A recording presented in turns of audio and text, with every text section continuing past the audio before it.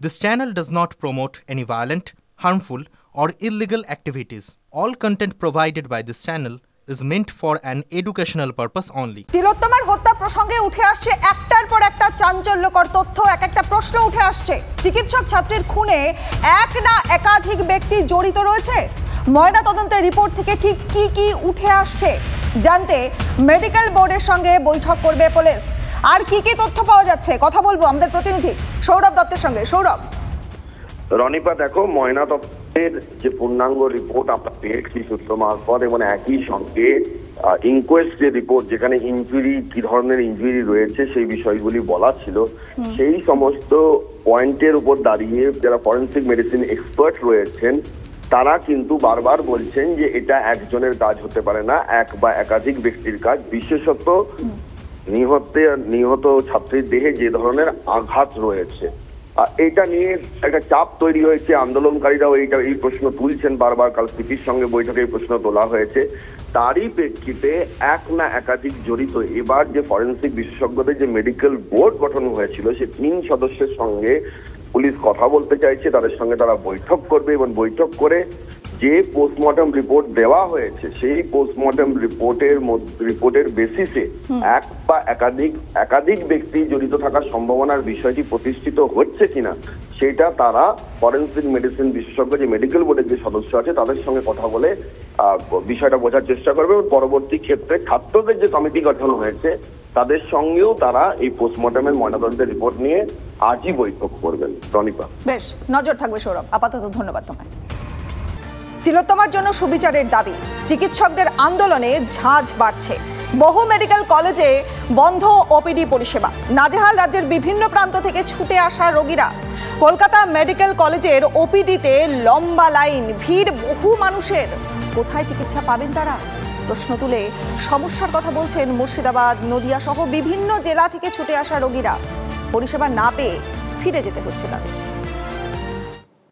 সোমবার সপ্তাহের প্রথম কাজের দিন, আর সেদিন হাসপাতাল চত্বরে প্রচুর মানুষের ভিড়, কিন্তু বহির্বিভাগ সম্পূর্ণরূপে বন্ধ।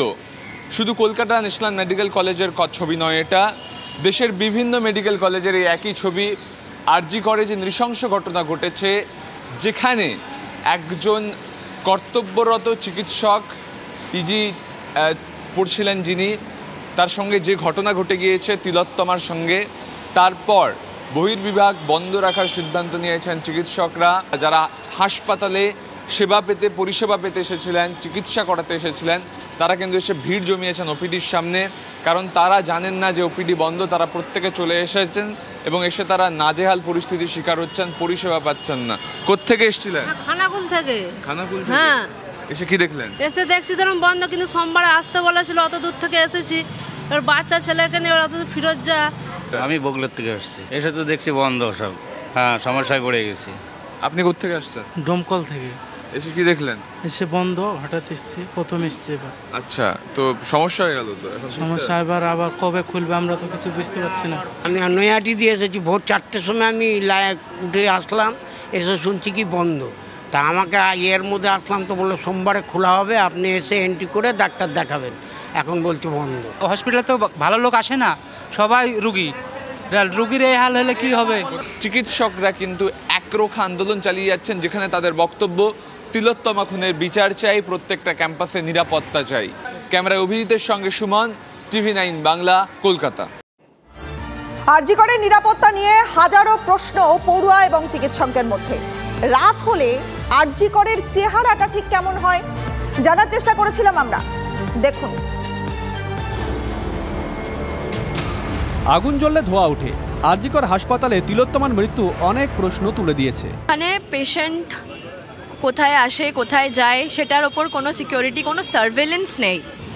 অনেকবার ডাকার পরও সিকিউরিটি, পুলিশ কিছু হেল্প আমরা সেরকমভাবে পাই না। আমরা তো ম্যাক্সিমাম হস্টেলেই থাকি। হস্টেলও সেফ না, ফোন চুরি হচ্ছে, মোবাইল চুরি হচ্ছে, টাকা চুরি হচ্ছে। দেশের প্রথম সারির মেডিকেল কলেজের মধ্যে একটি, রাজ্যে চিকিৎসার বড় ভরসার জায়গা, সেই আরজি করে কিনা নিরাপত্তায় বড়সড় ফাঁক। তিলোত্তমার মৃত্যুর পরও যার কোনো বদল না হওয়ার অভিযোগ।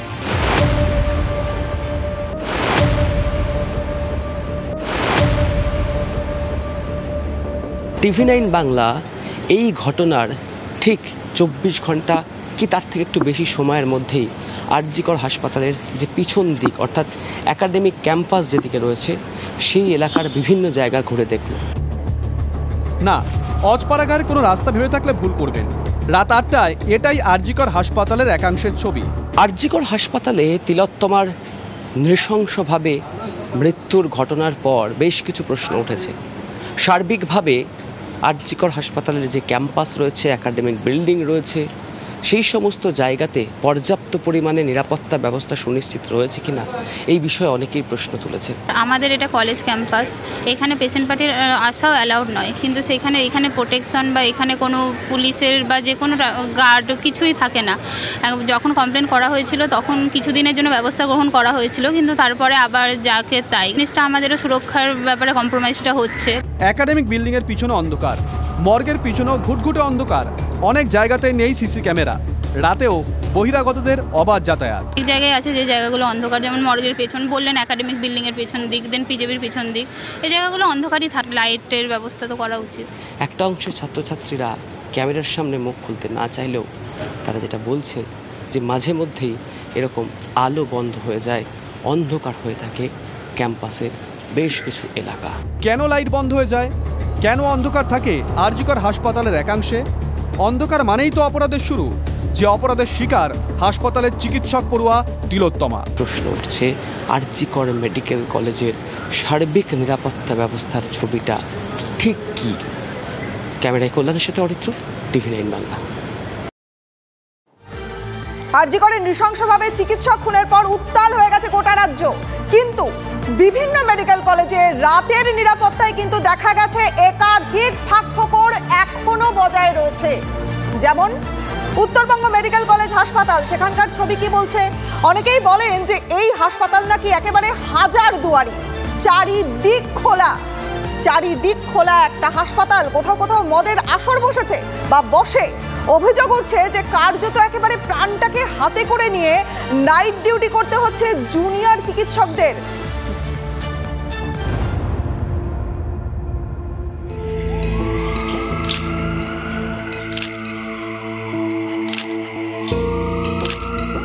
প্রায় 104 একর জায়গা জুড়ে ছড়িয়ে ছিটিয়ে রয়েছে উত্তরবঙ্গ মেডিকেল কলেজ ও হাসপাতালের নানা বিভাগ। সেখানে নিরাপত্তার ছবিটা কেমন তার খোঁজে গভীর রাতে হাসপাতালে পৌঁছে গেছিলাম আমরা। আমার ডান দিক এবং বাঁ দিক দুটো ছাত্রী হোস্টেল, ঘড়ির কাঁটা বলছে 12:49। ছাত্রী হোস্টেলের এই গেটগুলো হা করে খোলা, তালা না পড়ুক অন্তত গভীর রাতেও এই গেটগুলো বন্ধ করা যায় না, কার্যত জং ধরে গেছে।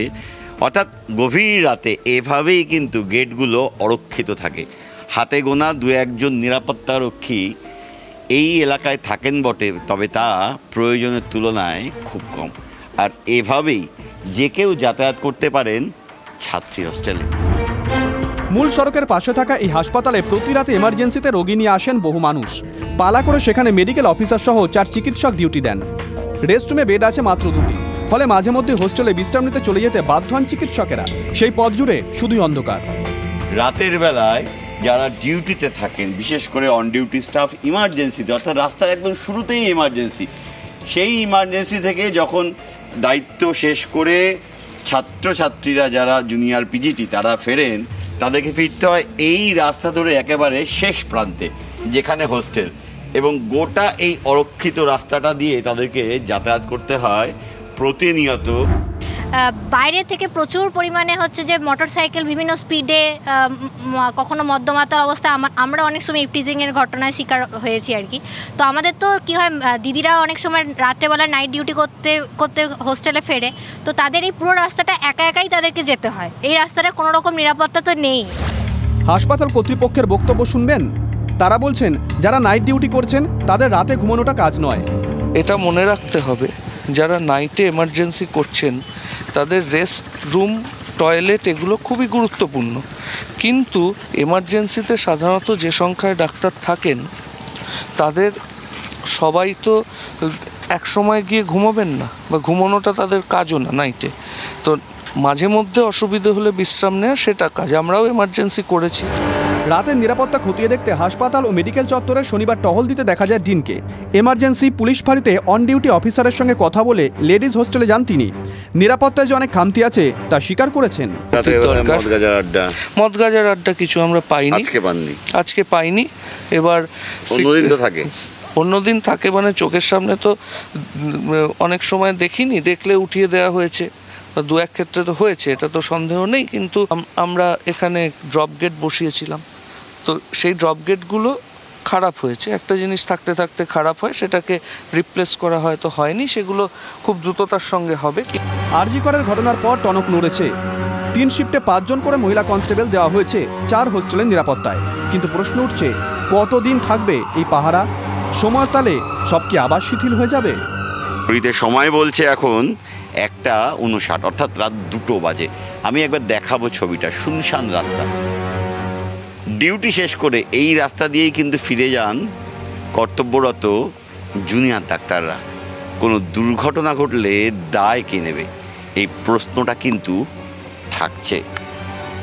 ক্যামেরা দীপায়নের সঙ্গে প্রসেনজিৎ, TV9 বাংলা, শিলিগুড়ি।